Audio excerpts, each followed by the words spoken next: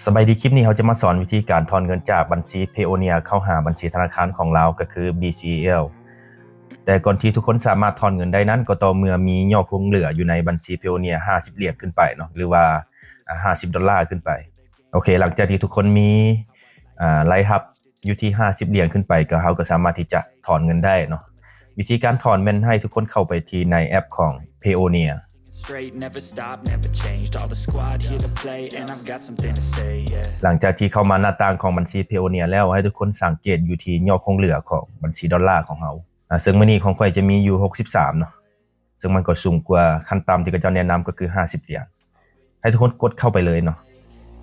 I turn flaws into flawless traits. I build tall, never capped in space. I won't stop till I hear him say. หลังจากที่เข้ามาหน้าต่างนี้ให้ทุกคนกดเข้าไปที่ฟังก์ชันถอนเงินหลังจากนั้นให้ทุกคนใส่จำนวนเงินที่เขาต้องการถอนตัวอย่างมื้อนี้ค่อยใส่จากประมาณ63เนาะเพราะว่าอยู่ในบัญชีของเราอยู่ที่ 63.81 แต่ว่า81มันเอาไว้ก่อนจากนั้นมันก็จะคำนวณให้เนาะเกี่ยวกับค่าธรรมเนียมซึ่งมื้อนี้ค่อยทึกเสียอยู่ที่15เหรียญเนาะซึ่งก็จะบอกว่าถ้าเราถอนต่ำกว่า500เนาะ500เหรียญมันจะตัดค่าธรรมเนียม15เหรียญหรือว่าบางทีถ้าหากว่าเราถอนสูงกว่า500เหรียญมันก็จะคำนวณตามอัตราที่เขากำหนดเนาะอาจจะประมาณ 3% บอก 5% บอกประมาณนั้นหลังจากที่คนใส่แล้วก็กดถัดไปเนาะ Each and every day, I get lost in the words I say. I don't push pause, no, I push play. I won't stop till I make a change. โอเคในหน้านี้แม่นให้ทุกคนเพิ่มคำอธิบายเพื่อให้ธนาคารของเราถืออนุมัติไว้ซึ่งมื้อนี้ค่อยใส่เป็นdigital product เนาะหรือว่าเขาจะใส่เป็นเซลโฟโต้อย่างประมาณนี้ก็ได้จากนั้นกดบันทึกไปแล้วกดถอนเงินกดถอนเงินไปจากนั้นระบบมันก็จะประมวลผลสักครู่หนึ่ง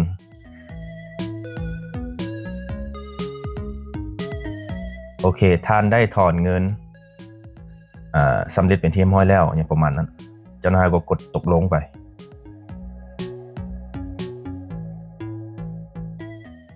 ทาง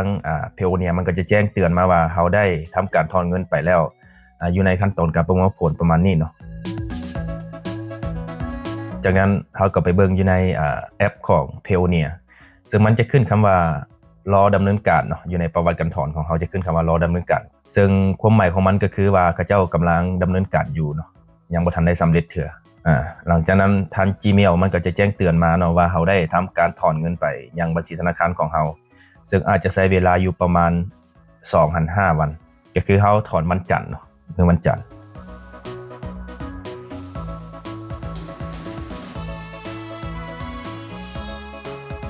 โอเคหลังจากที่เขารอท่า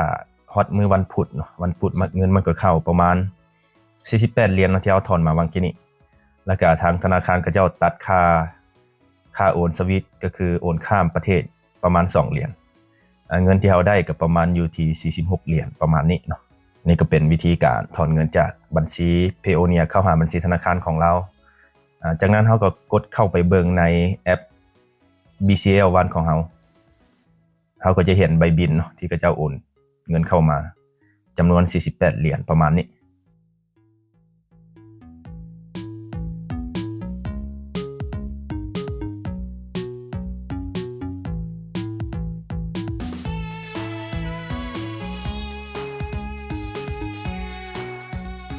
โอเคหลังจากที่เขากดสอบอยู่ในบัญชี